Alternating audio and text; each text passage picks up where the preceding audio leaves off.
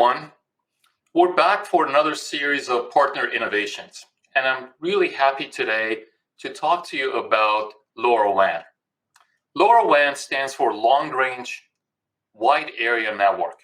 It's a standard for wireless communications that allows low-power IoT devices to communicate over large distances with minimal battery usage.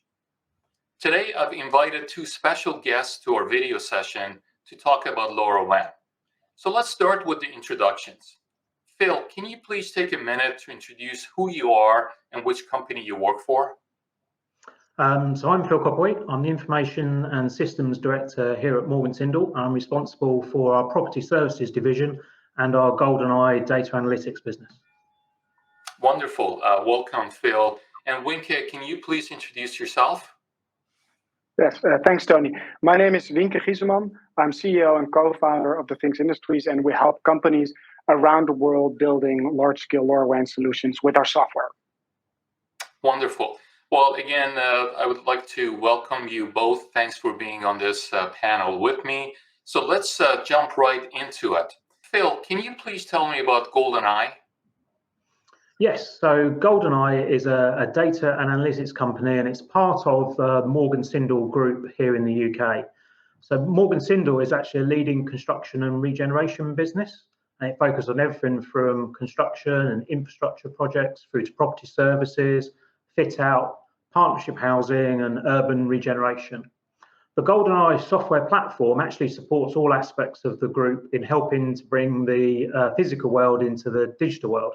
Today, we're going to be talking, I think, mostly around how it supports our property services business, which is around helping to improve the health and sustainability of residential properties and provide benefits to landlords, tenants, and the property services teams that are looking after them.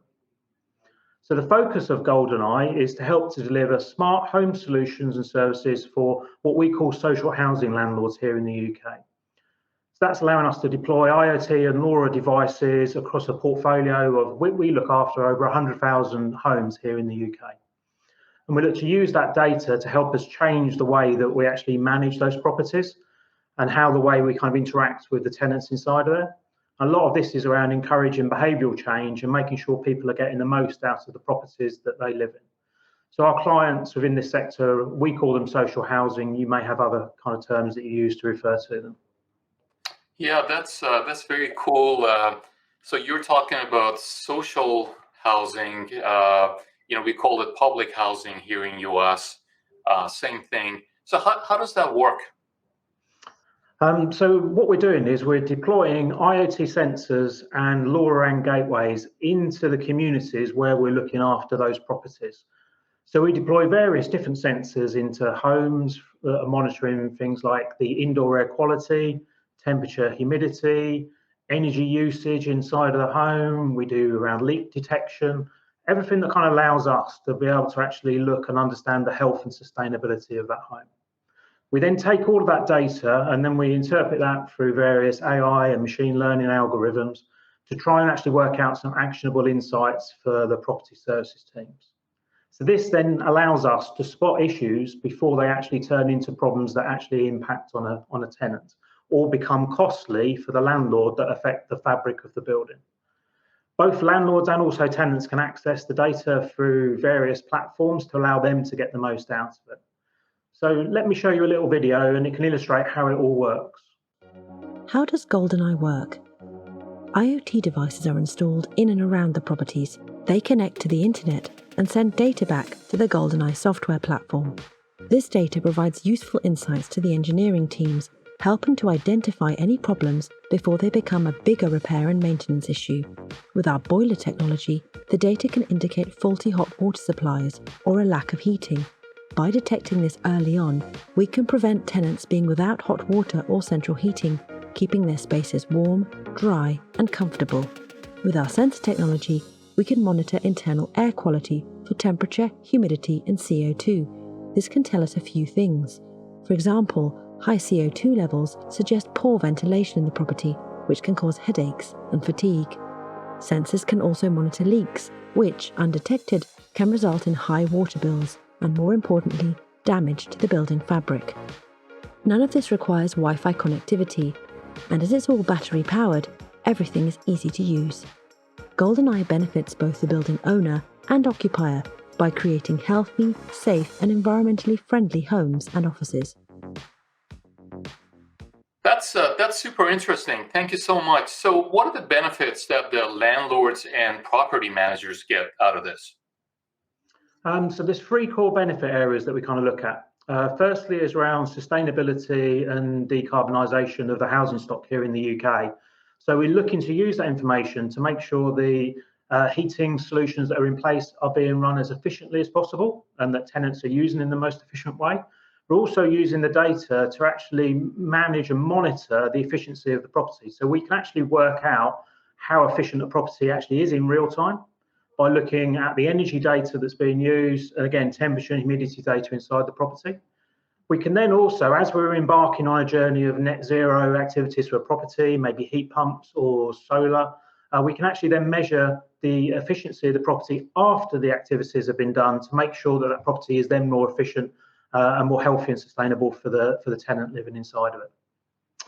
Secondly, we're looking to actually create this shift from being reactive to being much more proactive. So rather than waiting for someone to actually phone us up and say that there's an issue or problem, we're looking to take the information from the property to help us identify where there is an issue. So that might be where we're picking up issues around an extractor fan is maybe not operating at its optimum, or we're getting issues around the heat pump or the boiler that's in the property that isn't working in the way that it should do.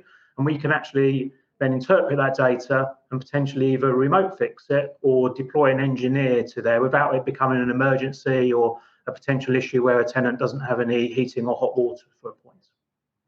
And then thirdly, it's around compliance and legislation. So all landlords in the UK have to comply with various acts that have been put in place. There's a Habitation Act and there's a Fire and Safety Act. So what we're looking to use information to help our landlords evidence that they're actually looking after the properties in the right way and making sure that we can provide that information that they can use to demonstrate their commitments. Wow, Phil, that's a really intelligent solution. I really like, all three aspects of it. So it clearly helps the property managers, stay informed. It improves the lives of the tenants. So they're heard, they're listened to, and it's environmentally responsible. And of course, it manages all the, compliance concerns as well. So, Phil, what is the user interface for this?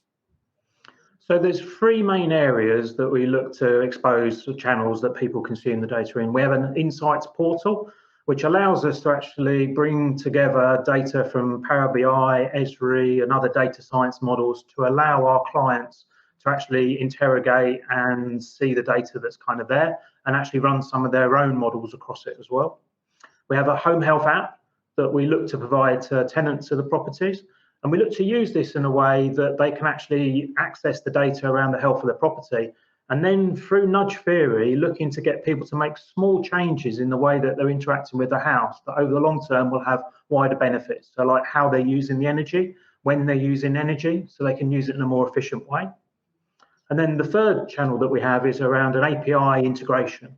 So when we do see an alert and an issue out there, we can actually create a task in a job management system, so often D365, to allow actually then for someone to then go and manage that and record all the activities, which might then end up by being that an engineer is dispatched to a property to investigate further. But it kind of means that everything is action-based, so it's not stargazing at data for data's sake. There's a clear defined process that when we get to an escalation, an action is created and a task is then completed to actually then inform on it. Got it. Thank you so much, Phil. I've seen thousands of different IoT solutions. I got to tell you, this is one of the coolest ones. And it's just been great having you on this panel with me and learning more about Morgan Sindall Property Group and the GoldenEye and all the great things that you're doing with it. So thanks again. I really appreciate you attending. Now let's switch over to Weinke and the things industries. Weinke, your company had a big role in the Morgan, Sindall GoldenEye solution that we just saw and the whole explanation that Phil gave us. So can you tell me a little bit more about how your company worked with them and helped build this solution? Yes, for sure. So first of all, it's a privilege to work with companies like Morgan Sindall and their data analytics company, GoldenEye. And if you look at our product vision, the focus is on making sure that it's really easy to integrate LoRaWan. So LoRaWan solution needs software to manage the devices and the gateways. And just as Azure IoT, our mission is to make that very simple. And we do that by making sure it integrates very easily into the environment of our customers. So what we've created is all kinds of integrations and interfaces that can be used by low-code, no-code developers with easy, let's say, UI-based integrations to integrate into the Azure IoT products like Azure IoT Hub and IoT Central. In this way, the developers at Morgan Sindall needed very little time to make sure that this solution worked end to end, and also that it directly complies to the existing implemented IT security governance policies and general IT governance policies. Yeah, that's awesome, Weinke. And you've been a great partner of ours, and I know that you focus on LoRaWan. I also understand that, look, many companies like Morgan Sindall, they're really good at what they do. They're not necessarily a technology company, a software, cloud developer. And it's great that you're developing all the tools that makes it easier for them to deploy the solution. So, like, in your opinion, what's the best use of this technology in the IoT market? Yeah, so there's a lot of connectivity products out there, and where LoRaWan really stands out is to make sure that you can get the last mile of connectivity into a site and into a building. So, for instance, you place a simple gateway like this, and if there's a large building, you place a bit more. They're very cheap, and then you have some sensors like this that, for instance, do temperature, humidity. But we have hundreds of partners with literally hundreds of different devices that can be used in all kinds of settings. And mostly what you see is sites. So it's a gateway with a lot of time, like a 4G, 5G backhaul. And then it uses the LoRaWan data connectivity for the last mile into a building and into a fridge. And there is where it works. And what you see is that our corporate customers, they all have all kinds of different devices and different kinds of technologies. So what our software does, it abstracts the LoRaWan device to a device that's generally known in Azure IoT Hub and IoT Central. And for the end customer, if it's a Bluetooth device, or it's maybe a Wi-Fi device, or a cellular narrowband IoT device, it's all generalized in one view. And after that, it's also easier for our customers to generalize the data into digital twins or into other kinds of upstream services in the Microsoft Cloud, like, for instance, Dynamics 365 field services and many more other Power Apps or Power BI apps related applications. Yeah, that makes a lot of sense. And, IoT, connectivity is at the heart of it, low cost, easy. And I love what you guys are doing in the LoRaWan technologies. So, Weinke, today, we spent a lot of time talking about connected buildings, but I know that LoRaWan has much wider applicability into other industries. Can you tell us, like, what are the other areas that you're seeing, wide scale adoption?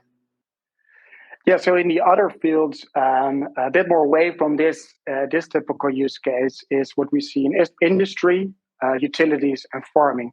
So, for instance, in industry, we help a mining company in Chile to monitor the bearing of the conveyor belts, for instance, with small sensors that measure their vibration, and through that they can plan predictive maintenance. But also in New Zealand, we're tracking 10,000 cows. They walk on these very wide range farms.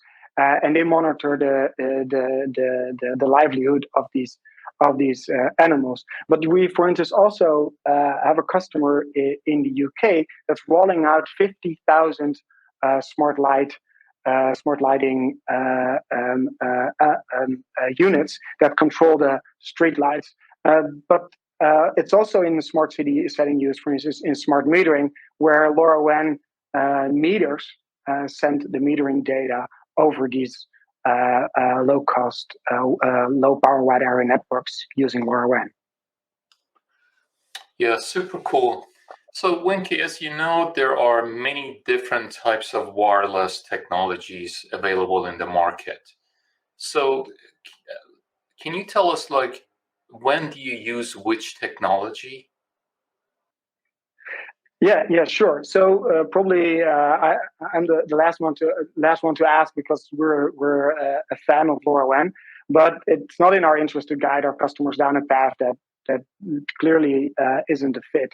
So we look at it as being the edge, the IoT edge, as a thin edge and a thick edge. So for instance, if we get a building, a thin edge is, for instance, a small humidity measurement that, for instance, can send or change a working order or a working item in the task list of a field services engineer in Microsoft 65 Dynamics Suite field services. So these are small measurements. Another example in a building is, for instance, rodent control. So we have smart mouse traps, for instance, as well, a partner that uses that. And there's also a very small message that is sent. On the thick edge, you will have applications like, for instance, guided AR through the HoloLens, instructions where you look together with an engineer to, for instance, do a fix in a very complicated task in a HVAC system.